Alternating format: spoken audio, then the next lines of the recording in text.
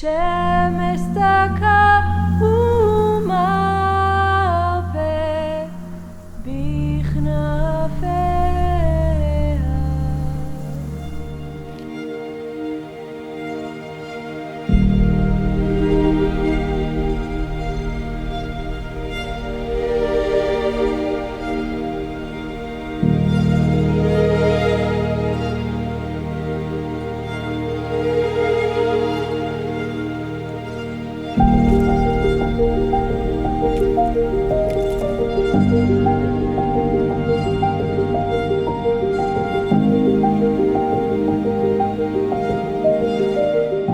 Naomi said to Ruth, "Sit down, relax, wait, my daughter, until you learn how the matter turns out. For that man will not rest, but will settle the matter today." With these words, we are entering the final concluding chapter of the book scroll of Ruth. The question is, why is Naomi avoiding to call Boaz by name? Especially in a book that is all about names, where names are so important. And now she talks about that man, or the man. In Hebrew it's Ha'ish.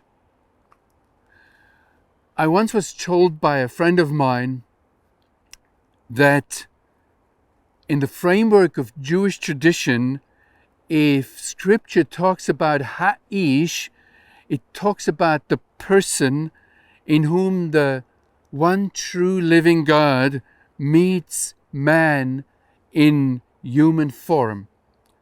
And then there is this sentence that we have translated as, "He will settle the matter."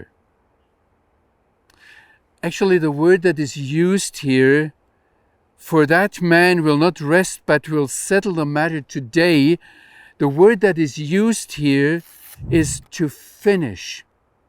And interestingly, in Hebrew as in English, with a double meaning.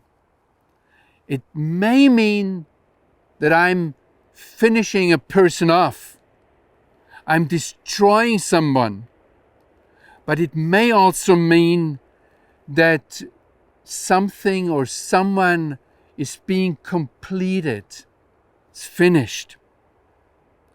So Naomi says here, the man will not rest until he can say, "It is finished."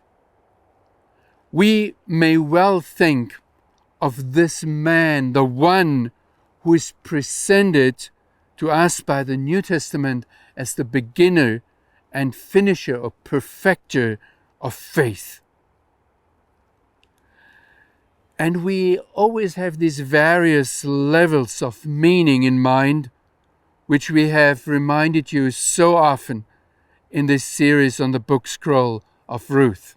Now, the fact that Naomi says the man, avoiding somehow the name Boaz, is even more striking when chapter 4 now begins with the name Boaz. It says here, "Now Boaz had gone up to the gate and sat down there, and behold, the Redeemer of whom Boaz had spoken came by. And so Boaz said, 'Turn aside.'" "Friend," says this translation, "turn aside, sit down."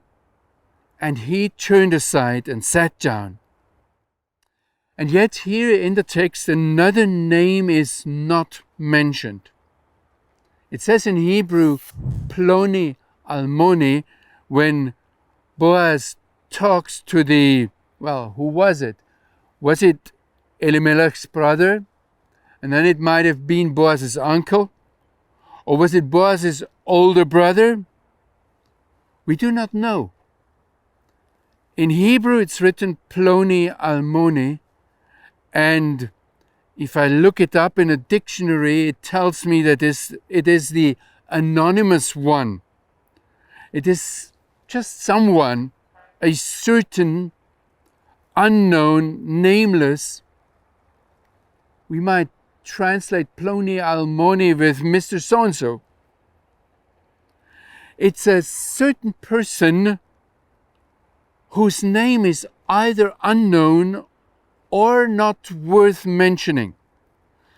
I met it in Israel, that modern Israelis talk about their wives or husbands, if they jokingly don't want to mention their name, they say Ploni Almoni. Or in Daniel 8 verse 13, this Ploni Almoni is contracted to Palmoni, someone whose name you don't know or you don't want to mention. It is striking here that this closer relative is not identified. And we don't even know anything about him. And in the context of the book scroll of Ruth, this implies that his name consciously has been removed. If we think about what anonymity means in the book of Judges, it's a punishment. Towards the end, we see less and less people who really deserve a name.